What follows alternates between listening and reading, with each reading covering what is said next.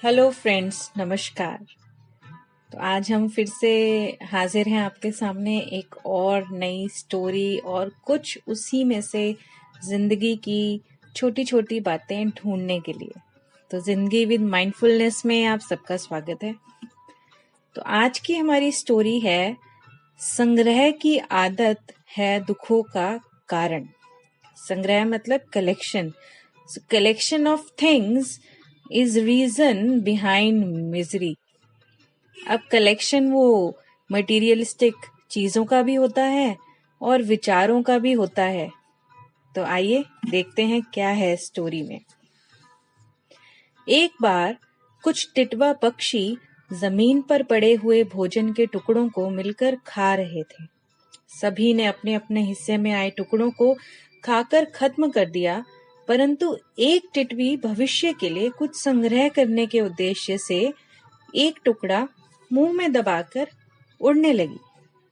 जब अन्य पक्षियों ने देखा कि एक टिटवा मुंह में बड़ा सा भोजन का टुकड़ा दबाए उड़ रही है, तो वे सभी उसके पीछे भागने लगे। दूसरे टिटवा पक्षियों को भी अपनी ओर आते देखकर वह समझ गई कि सभी उसके हिस्से का टुकड़ा छीनने के लिए आ रहे हैं। वह और तेजी से उड़ने लगी, किंतु थोड़ी ही देर में सभी ने मिलकर उसको घेर लिया। वह उसके मुंह में दबे भोजन के टुकड़े को छीनने का प्रयास करने लगे। किसी ने उसे पंख से मारा, किसी ने नाखून से नोचा और कोई चोंच से मारने लगा। बेचारी टिटवी मुंह में टुकड़ा दबा होने के कारण चिल्ला भी नहीं पा रही थी। टिटवी को अपने ऊपर आई विपत्ति का कारण समझते देर नहीं लगी। उसने अनुभव किया कि इस अनर्थ व दुख का कारण मुंह में दबा हुआ यही टुकड़ा है। उसने तुरंत उसे छोड़ दिया और सुखपूर्वक एक पेड़ की डाल पर बैठ गई। दुख का कारण संग्रह करना है, ये समझते ही उस टिटवी ने अपरिग्रह मोह का त्याग का मार्ग अपनाया और दुख से मुक्त हो गई। जब वह टुकड़ा जमीन पर गिरा तो सारे टिटवा पक्षी उसे पाने के लिए एक दूसरे को बड़ी निर्दयता से मारने लगे। जिस टिटवी ने टुकड़ा छोड़ा था वह शांत और सुखी होकर इस सिर फोड़ झगड़े को दूर से देख रही थी। श्री अवधूत महाराज जी बता रहे हैं कि उन्होंने टिटवा पक्षी के इस दृष्टांत से अपरिग्रह का गुण सीखा। संग्रह वृत्ति दुख का मूल कारण है और त्याग से परम सुख की प्राप्ति होती है। परिग्रह चाहे किसी भी रूप में हो, उसकी अंतिम परिणति सदैव दुख ही होता है। जब कोई घर का परिग्रह करते हैं तो इस ईंट गारे से बने घर में ही अत्यधिक ममता हो जाती है। इस आसक्ति के कारण सगे भाई भी परस्पर प्रेम को भुलाकर अपने अपने हिस्से के लिए आपस में लड़ते झगड़ते हैं। केवल गृहस्थ की बात ही क्यों करें, साधु महात्मा भी किसी न किसी परिग्रह में फंसे देखे जा सकते हैं। कोई शिष्यों की आसक्ति में अटक जाता है तो कोई मठ आश्रम में, कोई शास्त्रों के शाब्दिक ज्ञान में ही अपने को सीमित कर लेता है और कोई तर्क वितर्क या शंका समाधान में ही समय गंवा लेता है। परिग्रह के बहुत सारे रूप हैं। जी हाँ दोस्तों, तो हम इस कहानी से हमें जो पहली सीख ये मिलती है कि संग्रह, जरूरत से ज्यादा संग्रह किसी भी चीज का हमें दुख ही देगा।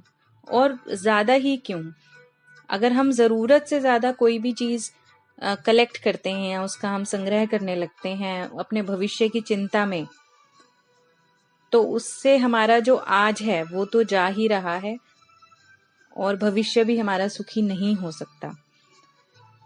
और संग्रह चीजों का भी है, आपके मन में विचारों का भी है, और हाँ, आप जो है अपने पेट में भी जितनी भूख है, अगर हम उससे ज्यादा खाना खा लें, उससे ज्यादा संग्रह कर लें अपने पेट में, तो वो भी हमें सुख नहीं दे सकता। फिर तो हम और ज्यादा दुखी हो जाते हैं। तो फॉर एग्जाम्पल, अगर हम किसी के घर जाते हैं और वहां पर जो है सामान बहुत ज्यादा है, ज़रूरत से ज़्यादा सामान कलेक्ट किया हुआ हो किसी ने, वहाँ पर बहुत सुंदर चीज़ें हैं, बहुत ही कीमती चीज़ें हैं, बट वहाँ पर जगह से ज़्यादा सामान है, तो आपको क्या वहाँ बैठ के सुकून मिलेगा? क्या आपको वो चीज़ें अच्छी लगेंगी वहाँ पर?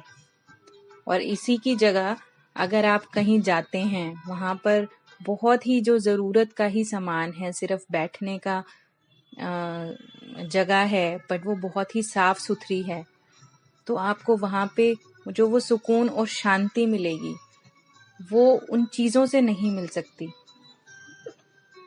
इसी तरह से आपका मन अगर विचारों से भरा हुआ है, आपके पास्ट में हुए कुछ एक्सपीरियंसेस, कुछ बातें, किसी ने कुछ कहा, आपके साथ कुछ बुरा हुआ, पर आप उसको आज तक अपने साथ ही लेकर चल रहे हैं, उसको आपने अपने मन से नहीं निकाला।